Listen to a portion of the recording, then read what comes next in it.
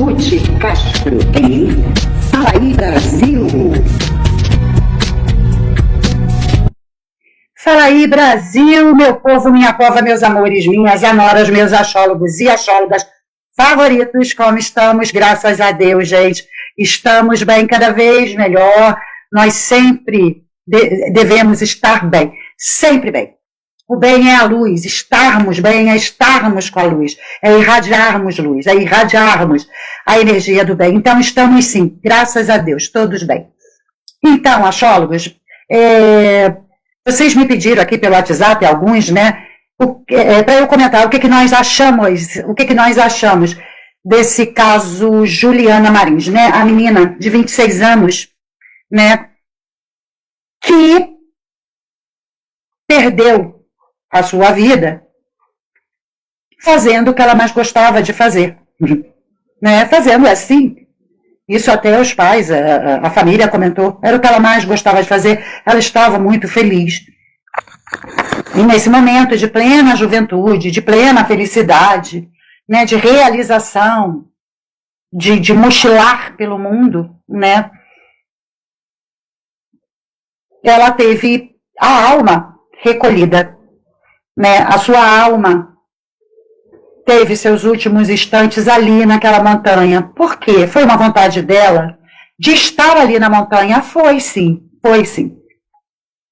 Agora, com certeza ninguém escolhe perder a vida. Ninguém escolhe. Sempre nós temos uma segunda opção vindo de nós mesmos, que é, vamos sair dessa, vai ficar tudo bem. Né? É assim que nós, seres humanos, funcionamos enquanto estamos dentro da nossa casa, a casa da alma, que nós conhecemos como corpo. Isso aqui, essa estrutura que nós temos, gente, é uma casa que abriga a nossa essência, que é a alma, tá? E, assim, é por isso que o corpo, depois que a nossa alma é liberada, se deteriora. É como uma casa abandonada de verdade. A casa, enquanto tem seu dono habitando ali, ela está sempre sendo reformada, restaurada, consertada, vista, melhorada, mas, de repente, por algum motivo, o dono abandona aquela casa e ninguém mais habita. Ela vai se deteriorando. Isso é a nossa casa física, a nossa estrutura biológica, que chamamos corpo. É a residência para habitar a nossa alma enquanto estamos aqui no planeta Terra, né? E Juliana habitou essa estrutura dela, né? Uma morena linda, né? Durante 26 anos nessa estrutura dela, né? E por essa estrutura ela foi conhecida como Juliana, não é verdade? Então, e ela habitou. E a alma dela deixou essa habitação lá na montanha da Tailândia. Foi uma tragédia? Sim, foi. Aliás, para mim, gente, eu acho que até quem deixa o corpo dormindo não deixa de ser uma tragédia. Para quem fica? Para quem fica?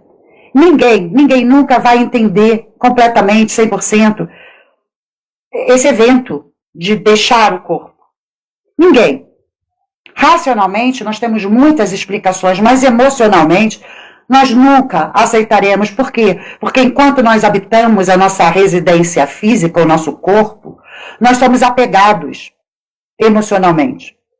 Nós somos apegados emocionalmente àqueles que chamamos de familiares, aqueles que chamamos de amigos. Então, nós temos nossos pais, nossos filhos, nossos amores e nossos amigos como nossos.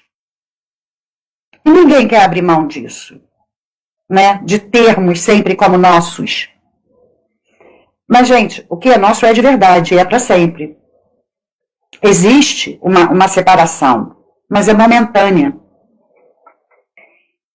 Eu não sou kardecista, vocês sabem disso, mas, assim, aquela novela A Viagem, tá? Tem muito que eu concordo, não da maneira exata, 100% como ela é colocada, mas eu entendo muito, tá? Essa visão, não completamente kardecista, né? Mas assim, essa novela A Viagem, se eu não me engano está até sendo reprisada, ela nos mostra que não existe o que nós chamamos de morte, não existe de verdade. Existe esse desabitar do corpo. E isso eu acredito 100%. Até porque, gente, Jesus provou isso. O meu mestre, o meu Senhor, ele provou isso, né? Porque assim que houve o que nós entendemos como deixar o corpo, que é a morte dele, ele ressurgiu sem, né, a coisa da morte verdadeira. Tá? E ele trouxe o corpo, foi o que trouxe o corpo, né? Não foi o único. Não foi o único. Tá? A filha de Jairo trouxe o corpo dela de volta quando ele ressuscitou, e Lázaro. Só que tanto a menina, tá, quanto o Lázaro, depois deixaram esse corpo de novo, e Jesus não, ele trouxe com ele o corpo, que ele fala, olha aqui, bota a mão aqui, e subiu com esse corpo, tá? Para quê? Para mostrar esse aspecto da não morte verdadeira. Tá? E isso a novela Viagem retrata, porque, né, a gente, quando eles se encontram lá, eles fisicamente são iguais, é como se estivessem habitando o mesmo corpo. Não é o corpo glorioso. Jesus, quando ressuscitou, o corpo dele era glorioso, estava cheio de luz, de energia habitada, né, ali. E é isso que acontece. E esse corpício, sem essa energia, sem essa luz, se deteriora. Mas a gente ganha um novo corpo que é bem semelhante, só que glorioso, com luz. Eu expliquei isso melhor na minha live de Páscoa. Convido a todos vocês a procurarem aqui no meu canal, no YouTube, a live de Páscoa, tá? É só ver mais ou menos a data da Páscoa, tem uns 2 meses, né? 3 meses, então fica fácil achar ali, que eu explico isso detalhadamente, tá? E vocês veem, eu tenho uma religião, o kardecismo é outra, mas a gente acompanha essa linha. Eu não acompanho muito, gente, e aí é de cada um, tá? O que eu não acompanho, não concordo, tá? Com a novela Viagem, é de que um resgata o outro, e um se auto-resgata e se aprimora. Não é bem assim no meu entendimento, mas a gente não está falando sobre isso. A gente está falando sobre a vida verdadeira que deixa de habitar o corpo, tá? Então, ela deixou de habitar o corpo, Juliana, conforme foi conhecida, tá, na montanha. A alma ficou ali. Ela vai ficar, a alma está ali. Não, a alma ficou ali. E com certeza já não está mais, né? Depois do resgate do corpo dela, a alma se libertou e saiu daquela montanha, né? Então, a gente vai conversar um pouco sobre esses eventos, né? Do que aconteceu com ela. Muitas pessoas falaram tantas coisas, gente, e eu, sinceramente, olha, eu não compartilho da maioria das opiniões. Ela se colocou em risco. Não é bem assim, gente, não é bem assim. Os antigos, os modernos não vão lembrar, mas podem pesquisar no Google, tá? Mas para os antigos, há muitos anos atrás, há mais ou menos uns 30 anos atrás, houve um caso aqui no Rio de Janeiro, no Réveillon, que chocou demais, que foi o caso Bataumush, que foi uma embarcação, tá? Luxuosa, que cobrou caríssimo pelo Réveillon, embarcados, o Réveillon no mar. Então, essa embarcação iria, né? Porque a maior queima que nós temos aqui no Rio de Janeiro de fogos, né, a mais bonita, porque tem vários lugares, mas a que tem maior durabilidade de tempo e o investimento é maior é em Copacabana. Então, esse barco iria até Copacabana, eles de dentro do mar assistiriam, tá, ao espetáculo de Copacabana, do Réveillon, e depois voltariam e continuariam festejando a noite inteira com jantar e bebida e tudo mais que um Réveillon exige, né, embarcados. E o Bataumush, ele virou por excesso de pesos, quantidade excessiva de pessoas, tá? Gente, cada um que estava ali tinha artistas, tinha pessoas famosas ali, sabe? Não foi barato não, gente, foi carésimo. E o que aconteceu? Tá, perderam suas vidas ali, tragicamente, no mar, tá? Agora, qual deles foi responsável? Quem comprou para passar a noite desse jeito, pagou o que era exigido, o preço, né? E, não, eu quero desse jeito, planejou tudo, como seria. Eles sabiam, ou teriam obrigação de saber, que aqueles, tá, que promoveram o evento, os promotores do evento, que estavam vendendo os ingressos, o jantar, a noite de Réveillon espetacular, com promessa de queime e tudo, estavam excedendo, não estavam sendo honestos, sabiam que ali só caberia determinado número de pessoas e excederam e foram vendendo pelo mísero metal. Então eles foram responsáveis pelo que aconteceu com eles? Não. O planejamento deles era para ser alguma coisa sensacional, para se guardar na lembrança pelo resto da vida. E houve a fatalidade, tá? Por quem deveria zelar. Porque eu tenho para mim, com certeza, que quem promoveu e quem vendeu os ingressos para aquele barco não estava dentro do barco. Não estava. Eu tenho isso para mim, com certeza. Tá? Então, gente, porque foi responsável, porque... Não. A pessoa, ela confia naquilo que ela está pagando, não é de graça. Não foi um amiguinho que falou, entra aqui e vamos ali comigo, confia em mim. Não foi assim que aconteceu. Nem no Batomuxo e nem com a Juliana. Ela estava sozinha, fazendo o mochilão dela pelo mundo. Então, ela pagou o que estava sendo exigido, o preço que era pedido. Ok? Então, se ela pagou pelo que estava sendo exigido, é porque ela confiava que estava exigindo, que estava patrocinando esse passeio, essa subida, essa escalada, ou seja lá como for, sabia exatamente o que estava vendendo segurança. A gente faz isso quando compra uma passagem de avião. A gente não se preocupa se o piloto está na cabine. Não é? A gente entra no avião e não sabe se o piloto está lá dentro. Até a gente ouvir aquela voz, atenção, senhores passageiros, apertem seus cintos, iremos voar dentro de instantes. Entende? A gente paga confiando que aquele avião está bem abastecido, que aquele avião foi plenamente revisado e está em excelentes condições. E quantas das vezes não é assim? Assim como aconteceu na história do balão, a gente confia no que está sendo pago. Não tem nada de errado nisso, porque a gente jamais vai imaginar que quando se trata de vidas em risco, como o caso de um balão, de um avião, de um montanhismo, as pessoas que estão vendendo esse tipo de coisa sejam completamente irresponsáveis. Deveríamos ter mais maldades no ser humano, com certeza. Com certeza. Mas sabe, não é aquela coisa assim de que, olha, o fulaninho ali da esquina, ele está vendendo um iPhone, tá? Que custa 6 mil reais, ele está vendendo a 500 reais. Então vamos embora ali comprar. Aí, quero saber, não. Não, gente. Quem faz isso sabe o que está levando e de quem. Mas não é o caso, entende?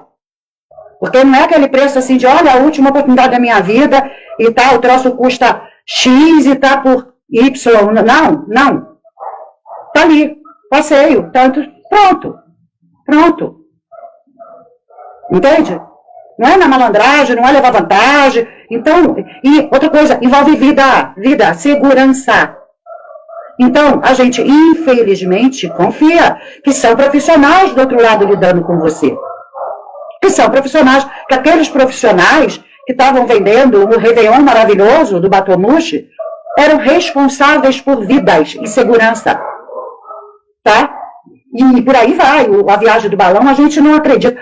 Gente, eu tenho que lembrar, porque eu tenho uma implicância com isso, e podem me apedrejar. O Pablo Marçal, quando inventou a historinha de pegar um monte de gente e levar para uma montanha e botar todo mundo em risco.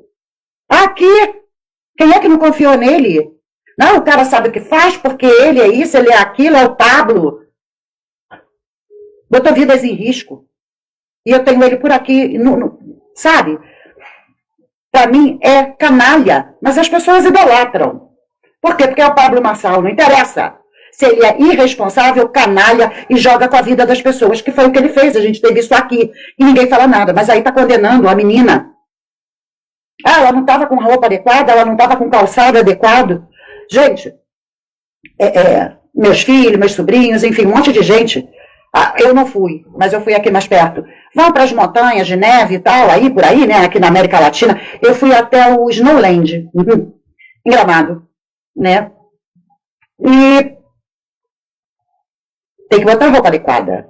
Você paga para entrar, você paga tudo, inclusive pela roupa. É roupa, calçado, é tudo. A gente vai esquiar, vai visitar a montanha, tudo. Você paga o que eles falam que é e vem tudo. Tá? Ninguém vai fazer alpinismo ou vai nessas montanhas aí de neve sem a roupa adequada. Vai subir de tênis. Não. É tudo. Então, quando a menina, e muitos fizeram esse pacote, continuam fazendo, acha que é fácil, que não, tá tudo bem. A única coisa é que a gente vai andar 3 quilômetros, 700, quase 4 quilômetros. Mas, gente, na minha cabeça, eu ando no Engenhão, caminho. Então, 4 quilômetros para mim é mole, ali no Engenhão, malinho. Tá, a diferença é que vai subir. Ninguém especifica a roupa para condições climáticas, calçados adequados. Não, eles vendem o pacote. Outra coisa. Quando fala assim, eu contratei guia, acha que guia é uma pessoa completamente especializada, né, em parques, porque ali era um parque. Tá? Então, assim, tem uma exigência governamental para que os guias sejam especializados, adequados, que tenham feito treinamento para lidar com pessoas, para saber esperar, se houve algum problema, saber socorrer. A pessoa ficou cansada, então a equipe espera. E quem manda é o guia, na equipe não. Mas a equipe quis seguir, eles que estão pagando. Olha que bagunça. Gente, quem está comprando esse pacote sabe que é assim? Não, não sabe. Está confiando que, é um parque, né? Então tem a responsabilidade do parque sobre o que está acontecendo ali dentro. Tá? Pelo que eu entendi, não tenho certeza. É um parque nacional. Aqui nós temos na Serra dos Órgãos o Parque Nacional, maravilhoso. Né? E é tudo bonitinho, olha, não pode ficar dia tal, quando tem chuva, não pode ficar. É cheio de regra. Tá? Por causa da cabeça d'água, etc. Cheio de regra. Então a gente acredita que as coisas sejam desse jeito. E que as pessoas cumpram as regras. Porque se trata de vidas. Ali é um vulcão ainda em atividade, tem um monte de coisa solta pela quentura mesmo, né? Os resíduos do vulcão que toda hora estão espalhados e tal. É bem complicado. Então, não é uma menina de 26 anos que pode ser responsabilizada pela irresponsabilidade de um país inteiro. Sim. Porque envolve, sim, governos que não fiscalizam os parques. Mas são muito pobres. Gente, no Brasil é a mesma coisa, tá? Eu estou falando, o Pablo Marçal aprontou aqui. O Batom Mouche foi aqui. Então não tem nada a ver com pobreza de país e falta de condição. É falta de vergonha na cara. É falta de fiscalização séria do governo daquele país. Tá? Botar vidas em riscos. No final de 2024, em dezembro, ou seja, 6 meses atrás, já tinha gente morta lá. Em fevereiro de novo, e dane-se. E olha, no dia seguinte do resgate do corpo, continuava tudo igual ali, vai continuar. Talvez agora, com esse furdunço todo que aconteceu, chamou a atenção do mundo, porque o brasileiro, quando quer botar a boca no trombone, ele faz isso como ninguém, né? Chama a atenção do mundo. Tanto que o outro menino que estava lá do outro lado, o Agan, né? Que foi o herói da história, mas infelizmente tardio, ele pagou do bolso dele passagem de avião e foi lá e pegou uma equipe e tararararará, só que já não dava mais tempo. Mas por que ele soube e chegou lá? Por causa da boca do trombone que o brasileiro fez. Então o mundo ficou sabendo, por um acaso, porque isso está rolando, e continua. Só que a nossa brasileira já veio para o Brasil. Então, quem é que tem que dar em cima agora? As pessoas que continuam comprando pacote, os países, tá, que estão liberando viagem para a Tailândia, não vá, deixa ser seguro. Tem que ter todo um programa mundial, espalhando os riscos. E, de novo, isso é risco no Brasil. Pablo Marçal fez isso com muito menos perigo, mas botou todo mundo em risco. Tá? Não existe responsabilidade séria sobre vidas onde deveria. Muitos lugares, graças a Deus, é o que eu estou falando, essas montanhas de neve que a gente vai por aí, eles exigem tudo, sim. Tudo, em muitos lugares. Olha, tem montanhismo aí que se faz pelo mundo, que é sapato adequado, roupa adequada. Avisa, a temperatura cai assim, num pufo. Então, uma hora está quente. Gente, eu fiz um vídeo, né, que antes de ontem, eu fui ali na pista Cláudio Coutinho, ali na UFCA, aqui no Rio de Janeiro. E tem uma trilha que sobe para o Pão de Açúcar, tranquilo. Eu levava minhas crianças quando eles eram crianças para fazer a trilha. Tranquilão. A última vez que eu subi, dessa vez eu não subi, porque a gente já saiu daqui quase 3 horas da tarde, até chegar lá e tal, a gente não ia conseguir descer com o dia claro. Bom, ali tem mudanças de temperatura, porque a floresta onde o sol não bate é um pouquinho mais frio, depois o sol bate aí um pouquinho mais quente, tira casaco, sabe, aquelas coisas, enfim. Mas sabe o que aconteceu da última vez, gente? Tinha uma moça, seus 20 e poucos anos também, reclamando com o namorado. Gente, ela subiu reclamando tanto. sabe? Parece que ela atraiu. Ah, é porque não tá mais. Ah, é porque você me botou numa roubada. E, gente, não tem nada demais aquilo. Não tem nada demais, tá? São 1 quilômetro e 250 metros de subida. Tá tudo bem, tá de boa. E aí, falando. Daqui a pouco eu tava subindo com um amigo, meu marido tava um pouco mais pra trás e tal. E ela tinha passado a gente. Daqui a pouco a gente viu que ela tava sentada num canto e pessoas dando água gelada, jogando água gelada nela, tudo bem. Vai ver a pressão, né? Que caiu, tá tudo bem, a gente não ligou muito, continuou, até porque, eu vou falar, a gente não ligou porque ela era chata, ela tava reclamando o tempo todo, gente. É preferir falar pro namorado, você vai que eu fico aqui embaixo te esperando, do que ficar enchendo o saco de todo mundo que não tinha nada com isso, escutando aquilo. Entendeu? A gente não tinha nada com isso. Porque as pessoas são assim, sem noção. Aí tudo bem.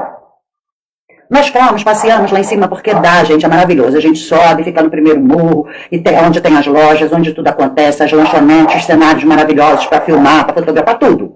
É lindo, é maravilhoso. A vista toda do Rio de Janeiro, deslumbrante, tudo isso de grátis. De grátis. Descemos.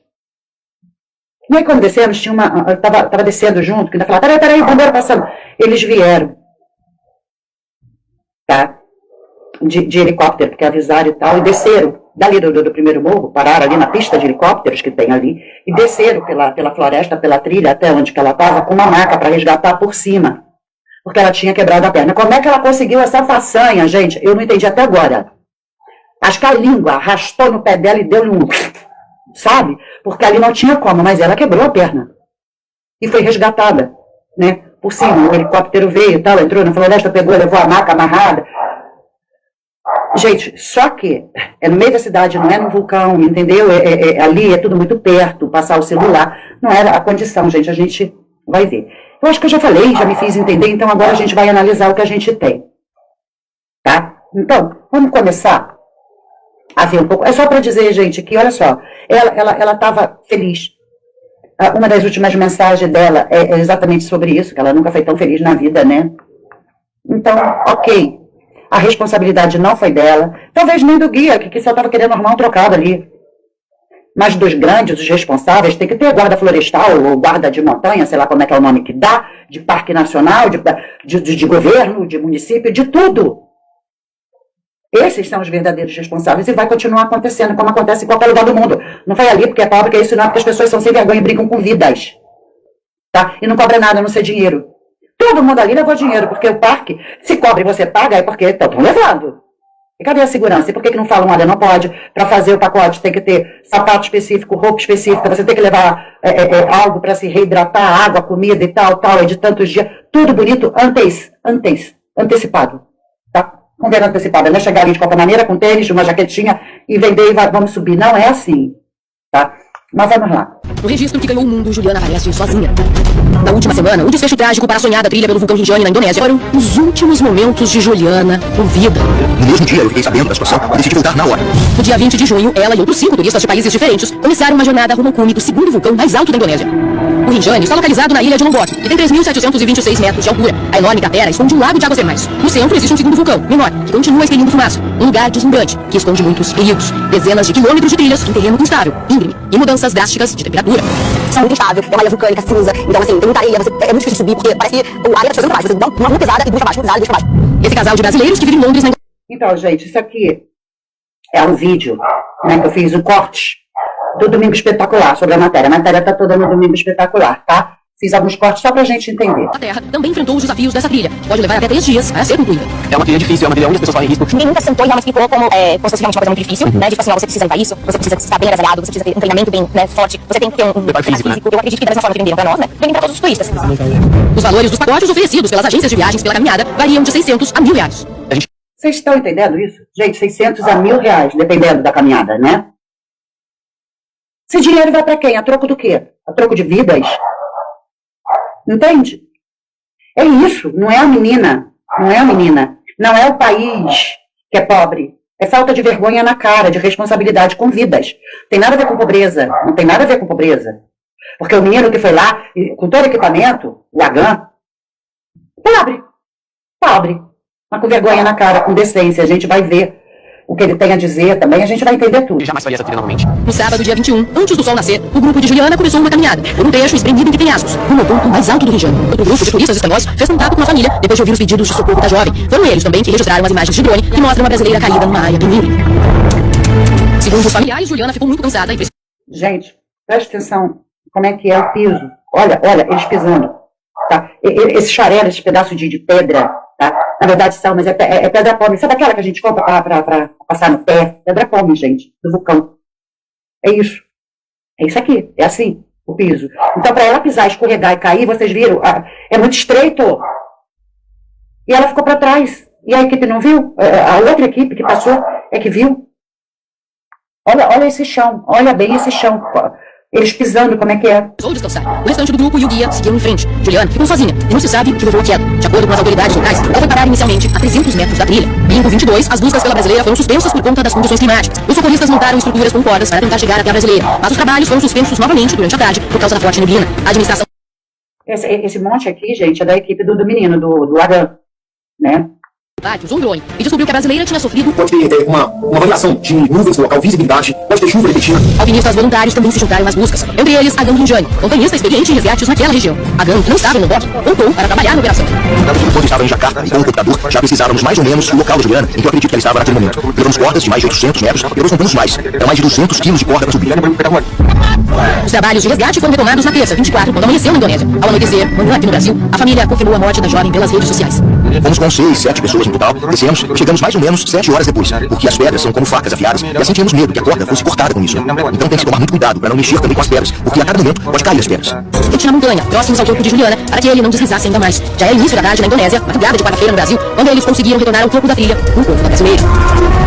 A gente ficou uns 3 metros acima da Juliana, mas toda hora a gente ficava descendo para ver ela. E aí a gente orou, pedimos muito forte que não chovesse muito, porque a temperatura com a chuva cai ainda mais. E aí poderíamos sofrer uma hipotermia e as pedras também poderiam cair. Nisso não teria outro jeito, poderíamos morrer também. Ninguém dormia com aquela preocupação.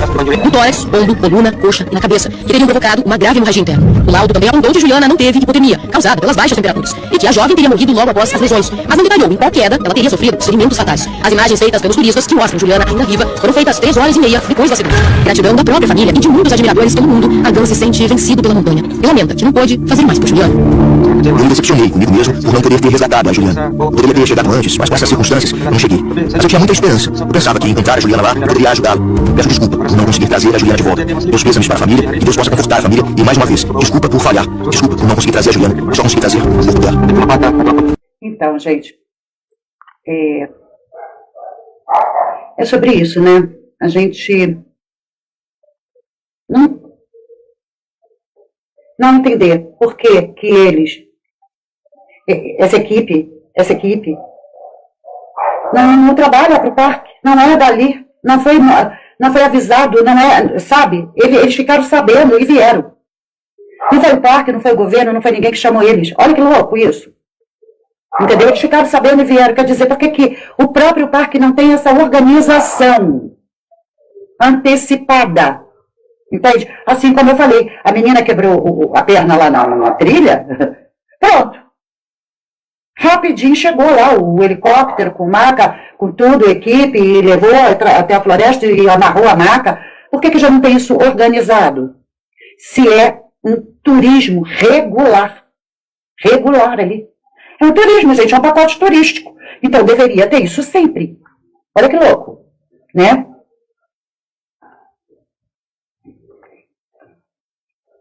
Eu vou mostrar agora um pedacinho também do Fantástico, para a gente entender um pouquinho mais, tá? E vou terminar depois com um vídeo para entender todo esse trabalho deles, a dificuldade, a loucura que é, porque o último vídeo, gente, é para vocês entenderem que eles passaram de verdade. Mas vamos ver primeiro o Fantástico aqui. A luz que aparece bem fraca é a lanterna do capacete de Juliana Marins. Esse é o primeiro vídeo que o guia dela fez depois da queda. Juliana falou pro guia, estou cansada. O guia falou, senta aqui, fica sentado. E o guia nos disse que ele se afastou por 5 a 10 minutos de onde Juliana estava para esse fumar. É o pai dela. Para fumar. Depois desses 5 a 10 minutos de caminhada, e dessa meia hora fumando, ele voltou. Quando voltou, estou Juliana. Isso eu não posso falar da manhã. Quando ele avistou Juliana, já era 6 horas da manhã. Cara, esse é um moleque, gente. É o guia. É o guia. 6 e 8. Por que você 6 e 8? Porque ele fez um vídeo. Eu mandei esse vídeo pro chefe dele. Como você pode mandar? E aí manda um recado pro chefe dele, que aciona o parque. Que em vez de acionar a Defesa Civil, aciona essa primeira brigada. Essa brigada maravilhosa. A brigada começou a subir a montanha por volta das 8h30 da manhã. São mais 6 horas de caminhada pelo local do acidente. Entre 10 da manhã e meio-dia, o motorista gravou com o drone o vídeo que mostra a Juliana se mexendo. O ponto exato onde ela caiu. Às 2 da tarde, Será que esse país não tem defesa civil? Impossível, né? a brigada de primeiros socorros chegou ao local do acidente. O único equipamento que tinha era uma corda. E você sabe o que o guia tentou fazer? Jogar a corda na direção da Juliana. Fizeram uma segunda tentativa. O guia, no desespero, amarrou a corda na cintura. Ele tentou descer com essa corda amarrada na cintura, sem ancorar a corda. Depois da tentativa sem sucesso, a administração do parque foi avisada que o caso não era simples. Que tinham que acionar os Basarnas, a defesa civil da Indonésia. Mas a sede dos Basarnas fica em Matarã, cidade a 2 horas do Monte Rinjani. Foi a equipe que deveria ter chamado primeiro, que estava levando tudo nas costas. Furadeira, cordas, material para escalada, tudo isso. Só conseguiu chegar em cima às 7 da noite. Às 6 da manhã. Tudo isso foi passado por eles. Chegaram, tentaram achar a Juliana, não conseguiram. Desceram 200 metros, que é onde estimavam que Juliana tinha caído a primeira vez, Juliana não estava mais lá. O resgate foi interrompido no domingo por causa do mau tempo. Na segunda de manhã, eles mandaram outro drone, um drone comum. Foi o drone que achou a Juliana. Juliana já estava morta na segunda-feira de manhã. Os culpados, no meio entendimento, são guia, e deixou a Juliana fazer para fumar a empresa que vende quadrilhas, eles fazem vendidos de banquinha, porque tem fácil de fazer. Mas o primeiro culpado, que eu considero o culpado maior, é o coordenador do parque. Ele demorou a acionar a defesa civil. Quando nós perguntamos se o guia tinha certificação, o próprio guia disse, não, eles não têm nem aí, eles não se sentem culpados. O maior esforço para salvar a Juliana não veio das autoridades, mas de um voluntário, Abdul Agan, um motorista que conhece muito bem o Monte Rinjani, largou tudo o que estava fazendo em outra cidade e viajou um dia e meio para organizar uma expedição de resgate por conta própria. E ele contou detalhes. Quando eu vi o vídeo na internet, eu senti a necessidade de ir lá para ajudar. Agan arriscou a própria vida. Ele e outros 3 socorristas passaram a noite no penhasco. E me machuquei, meu amigo meu foi internado no hospital, e muitas vezes caiu pedras perto da nossa cabeça. Me senti muito decepcionado, porque eu esperava que a Juliana ainda estivesse viva. Acidentes não são raros nessa trilha. O Parque Nacional Monte Rinjani, na ilha de Lombok, tem 41 mil hectares. Para chegar ao topo do vulcão, a 3.700 metros de altitude, existem pelo menos 6 caminhos, que duram de 2 a 3 dias, com pouca sinalização e estrutura. Juliana caiu cerca de 200 metros, perto dessa festa chamada Pinheiro Solitário. Como o terreno é muito arenoso, Juliana foi deslizando e parou a 600 metros. Foi nesse ponto que a equipe de Agan e a Defesa Civil da Indonésia conseguiram resgatar o corpo. O voluntário Agan nos contou que nos últimos 10 anos resgatou no Rinjani 21 turistas vivos e 9 mortos. Aqui no Brasil ele está sendo tratado como um herói. Não sei o que dizer, mas obrigado aos meus amigos brasileiros que acreditam nele. Só quero pedir desculpa para a família por não conseguir salvar a Juliana. A aventura pelo Monte Rinjani é um passeio muito procurado por turistas do mundo todo. No dia seguinte ao acidente de Juliana, o parque funcionava normalmente. Total, muitos ali, eu tava falando a maioria, só de chinelo. No dia seguinte, vocês viram, estava tudo bem. Vocês viram os guias, gente, sobe de chinelo, aquelas cestas de palha lá. Vocês viram como é que é o piso, como você tem que pisar e como é estreito, tá? Eles sabiam disso quando subiram? Não, né? Não. Até porque, o que que se tem? Se tem aqueles guias ali de chinelo, gente, bermuda. O que que você pensa? O que eu penso quando eu subo a trilha do Pão de Açúcar. Molinho, vamos embora, criança, vamos na minha frente. Gente, que loucura, que loucura. Bom, agora eu vou mostrar só mais um vídeo aí, a gente encerra, né? Fazendo mais alguns achismos, tá bom? Vamos ver como é que é essa equipe desse Agan, né? Queridos, vamos dar uma olhada nesse vídeo e mostra a complexidade do resgate do corpo da Juliana, lá na Indonésia. Mas queridos, dê uma olhada o tamanho da altura. Vamos dar uma olhada aqui, vamos colocar o vídeo para olhar, vamos ver as pessoas aqui. Então, olha o tamanho. Agora, isso significa que, de repente, a Juliana caiu aqui? Não, ela pode ter caído em outro local, mas a via de acesso para o resgate foi julgada mais segura ou com mais facilidade para o resgate aqui, meus queridos. Eu acredito muito que devido pela linha reta que faz aqui é um cone de escoamento de rocha. Então, a facilidade de acesso, aparentemente, não estou lá para saber, é mais fácil do que descer por aqui, aonde é mais abrupta essa parede, aonde tem mais obstáculos. Mas mesmo assim, deixa eu por aqui, continuando. Existe um perigo gigantesco. Aqui existem milhares, mas é milhares a palavra de rocha. Esse vídeo é do canal Tio Montanha, tá? Quem tá falando é o Tio Montanha, gente. Depois vocês vão lá também, tá? O primeiro é do Domingo Espetacular, o segundo é do Fantástico, e esse agora, com todos os detalhes que nós vamos ver, é do Tio Montanha. Soltas, esperando caírem. E o próprio balanço da corda, lá em cima, logicamente, essas pessoas que a gente viu, deixa eu botar aqui um pouco, essas pessoas que a gente vê aqui, elas devem estar mais afastadas. Deve ter uma área de isolamento ali da área do suporte de resgate, da área quente de resgate. Teoricamente, elas têm que estar mais afastadas para justamente elas não entrarem em perigo de queda ou elas com seus movimentos derrubarem pedras. Vocês vão ver o porquê que não pode cair pedra aqui. Mas com certeza, aposta em alto. Do simples balanço da corda, movimentou peças e caíram, pedras e caíram pedras aqui durante o resgate. Vamos continuar, reparem o tamanho, a altura da parede, meus queridos. Olha o tamanho da altura. Somente agora começamos a ver outra equipe de resgate. Na verdade, eu chamo de a equipe avançada do resgate, a equipe que está na área quente, a equipe que está lá na área de maior risco, meus queridos. A gente vê aqui um profissional, 2, 3, 4, 5. Vou tirar essa letra aqui. Mas existem mais profissionais ainda, vocês vão perceber. Aqui. O que a gente vê aqui nessa área? O que a gente imagina? É aquilo que eu falo, não estou lá. Mas aqui foi a área com mais proteção que eles arrumaram para fazer, para alocar a equipe avançada do resgate, meus queridos. Provavelmente aqui oferece um pouquinho mais de proteção contra quedas de espera. Vamos dar uma olhada aqui, gente. Vamos retornar agora. As rochas caem por esse cone aqui, olha. Um cone de deslocamento do material. E aqui eles estão um pouco fora do cone. Então oferece mais segurança a eles para as pedras que com certeza caíram durante o resgate. E também, provavelmente, aqui deve ter uma rocha de melhor qualidade, onde eles fixaram os seus pontos de ancoragem e segurança para poderem trabalhar aqui na vertical, meus queridos. Sem um ponto de segurança, fica praticamente impossível trabalhar em uma situação dessa na vertical. E o que a gente vê aqui com a equipe avançada? Aqui me parece mochilas ou bags de transporte de material. Aqui ou uma jaqueta ou corda. Aqui mais bag. Bags são mochilas específicas para você poder arrastar mesmo nada na rocha e não rasgar. São bem mais resistentes que uma mochila comum. Aqui a gente vê provavelmente corda. Aqui mais corda e aqui mais cordas. Essas usadas diretamente no sistema de resgate e essas usadas aqui para a descida da equipe de resgate e para a segurança também. Continuando, meus queridos, agora a gente vai ver eles trabalhando no içamento do corpo, meus queridos. Aqui, eles trabalham em dupla. Essa equipe provavelmente puxa a maca e essa equipe provavelmente trabalha na corda de segurança. Corda principal, corda de segurança. É aquilo que eu falo. Pelo menos é o que a imagem mostra. Não estou lá para saber se é isso. Mas essa equipe aqui puxando a corda principal, aonde está preso a maca e o profissional de apoio avançado junto com a maca. Resgatista avançado. E esses dois aqui puxam a corda de segurança, aonde também está preso a maca e o profissional que está junto com a maca. Continuando, meus queridos. Aqui eles fazendo o trabalho. Provavelmente, aqui a gente tem um sistema de redução. Redução de peso, que pode ser tipo 2 por 1, 3 por 1, 4 por 1. O que são esses números? 2 por 1 significa que o peso de 1 é dividido por 2. Se você tivesse 100 quilos aqui, eles estariam puxando 50. 3 por 1, 4 por 1, 4 por 1. Se tivesse 100 quilos aqui, eles estariam puxando 25. Então não dá para dizer qual é o sistema que está ali, mas provavelmente tem um sistema reduzido aqui para eles terem mais facilidade para puxar, já que eles estão puxando a vítima e o resgatista avançado. E aqui eles puxando a corda de segurança. E continua a altura continua a avançar. Aqui nós vamos separar mais um resgatista avançado, meus queridos. Está aqui no pequeno platô, aparentemente mais na parede vertical. Esse pequeno platô parece que ele foge da parede, né, causando um ângulo. Gente, que loucura, né? Vocês estão vendo? Quando ele se afasta, né? O drone. Que loucura, gente. Eles são mínimos. Olha as pedras em volta. E você vê onde ele falou que é o funil, né? Que é um pouco antes deles estarem. Você vê que é uma coisa meio... coisa de vulcão. Aquela cinza, né? Que você vê que se encostar vai desabar mesmo. E onde eles estão realmente parece uma rocha um pouco mais segura, né? Mas que loucura, gente. Que loucura. Na corda. Provavelmente ele está aqui para auxiliar o rumo da corda. De repente vai para evitar que a corda caia para cá ou caia para lá e de repente tem contato com um pouquinho mais constante. Aqui não aparece mais perto. Aqui já vai aparecer.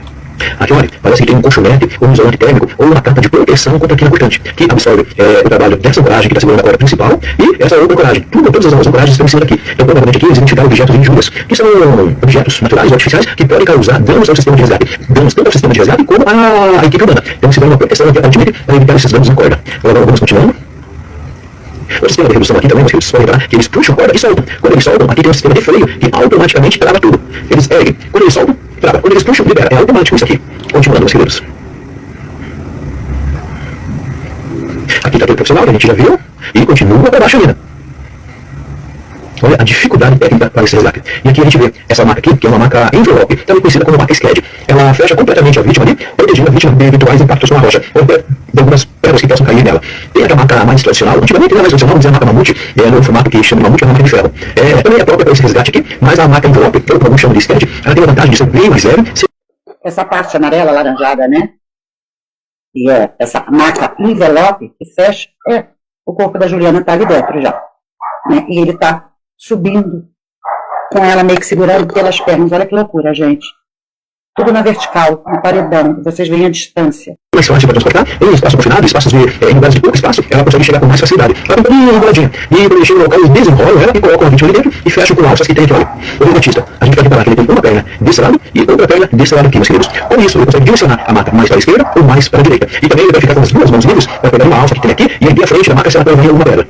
Ele está preso pela cintura aqui, aquelas duas cordas que a gente viu descendo aqui. Aqui parece uma, mas são aquelas duas cordas que nós vimos. As duas estão ligadas tanto na maca como no resgatista. Isso aí é padrão mundial, meus queridos. Tem algumas entidades que gostam de trabalhar com uma corda só. Então vamos dizer assim, o padrão mais seguro seria o uso de duas cordas mesmo. Onde a corda principal e a segurança. A corda ali principal falhando, o resgatista e a vítima continuam presos aqui, não vão cair. Por isso que eu falo que, na minha opinião, e mesmo respeitando algumas escolas internacionais que preferem trabalhar com uma corda, eu sou sempre, como eu posso falar, o padrão, eu sempre trabalhei duas cordas, que foi a escola internacional que certificou de montanha. Sempre vamos trabalhar com duas cordas, continuando. Então olha a dificuldade para o resgate. Mas aí pode vir uma pergunta, mas tinha montanha e o helicóptero não seria mais fácil ir com o helicóptero? Sim, seria gigantescamente mais fácil vir com o helicóptero. Mas vai saber a situação, o layout do local, a dificuldade técnica de repente. Então pode ser que eles estejam estando até aquele local onde está a equipe de resgate, para lá o helicóptero de repente conseguir chegar com o carro e resgatar a maca. Ou tem que subir até o topo. Eu acho muito difícil subir até o topo, mas pode ser que tenha que optar por isso. É aquilo que eu falo, não estou lá, então não consigo fazer a avaliação completa. Mas de repente uma situação mais fácil seria elevar a maca até um ponto onde o helicóptero possa se aproximar, fazer a conexão no cabo de resgate e depois se afastar com segurança. Mas não estou lá para fazer essa avaliação, essa análise lista de risco que é feita antes de começar os trabalhos. Então, olha a complexidade gigante do resgate. Viram bem, meus queridos? Eu mostrei para vocês ali, né?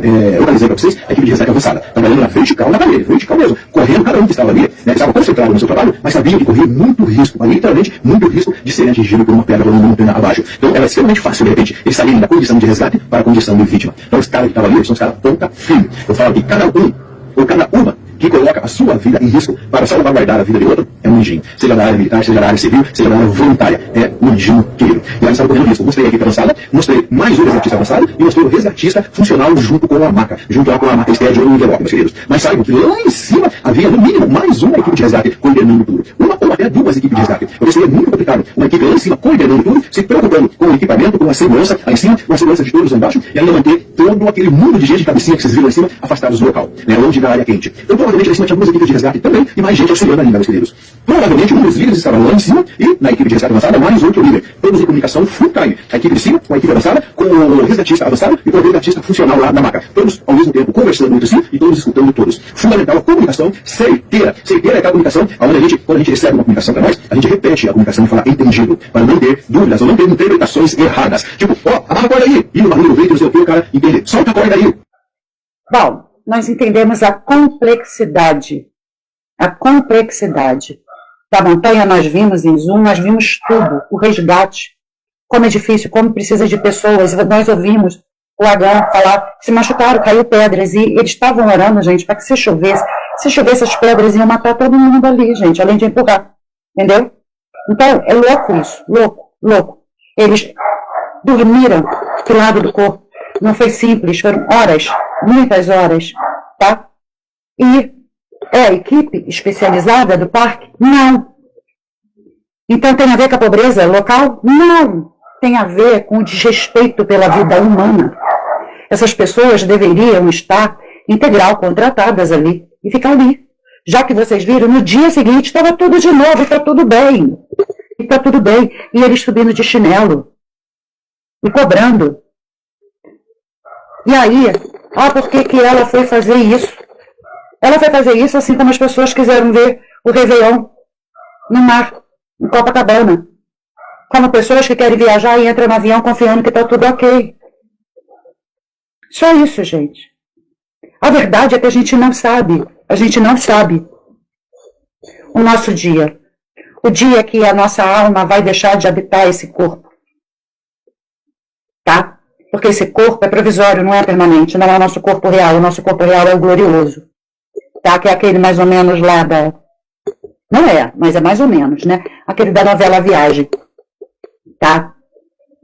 Ela, enquanto esteve por aqui, ela viveu. Porque tem muita gente que não vivem.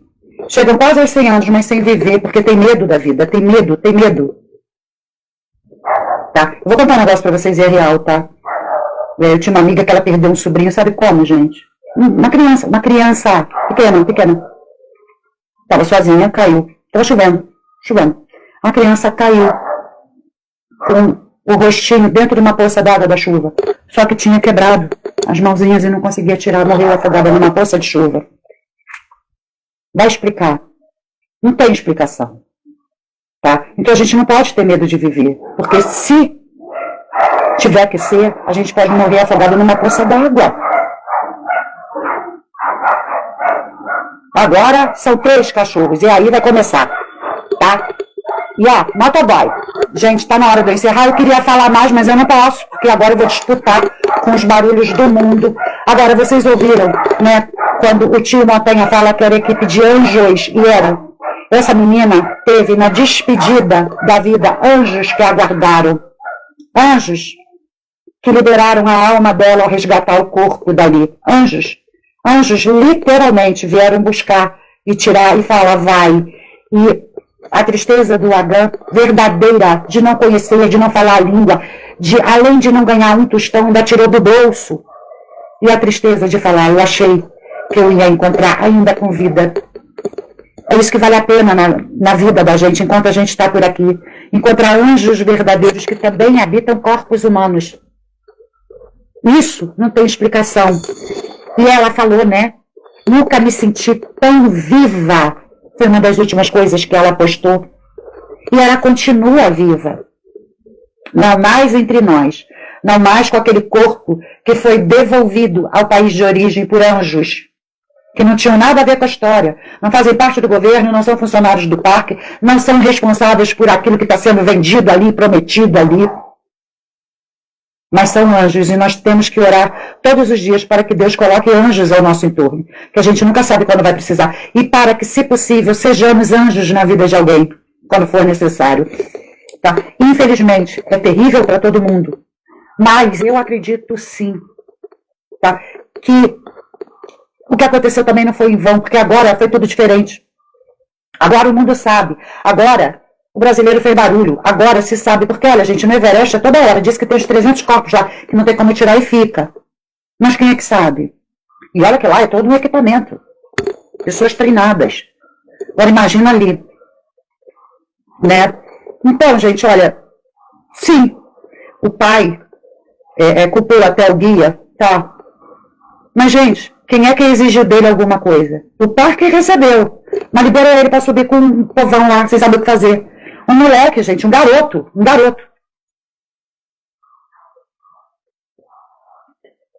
As pessoas têm que aprender a cobrar o que é certo, tá?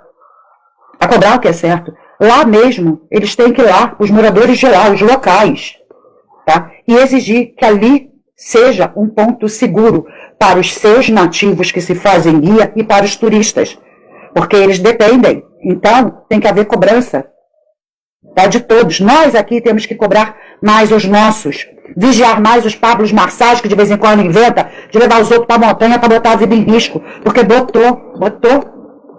A gente está falando desse caso e a gente esquece que aqui tem loucos suficientes para venderem batomos que a gente não sabe. Caro. Aviões têm manutenção, porque olha, esse ano que caiu de avião, né? E aí, estava assim, estava assado, estava frouxo, estava... Pelo amor de Deus, gente, quem está comprando a passagem para subir a montanha, andar de avião ou num barco, não sabe disso, porque acredita que o ser humano tem responsabilidade sobre o que está fazendo com a vida do outro, e não é assim.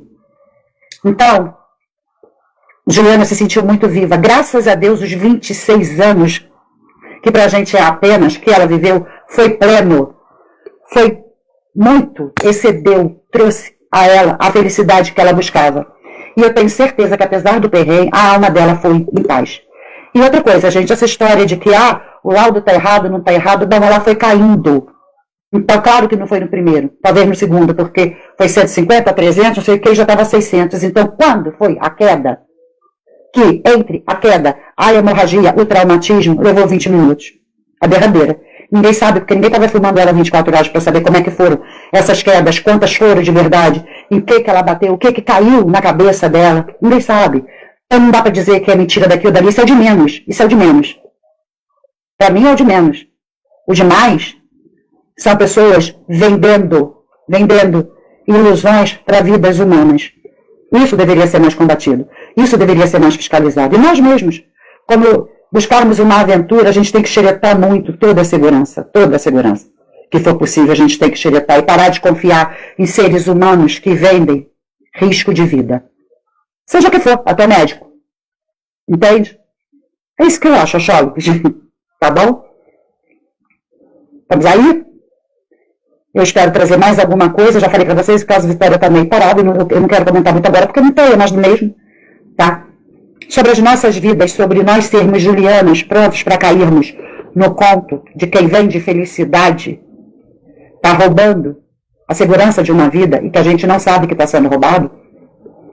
Tá? Que a gente seja mais esperto, que vigie mais, que denuncie mais. Qualquer coisa que a gente veja nesse sentido. Tá? A gente tem que aprender a não reclamar apenas e culpar os pequenos, ou culpar a vítima.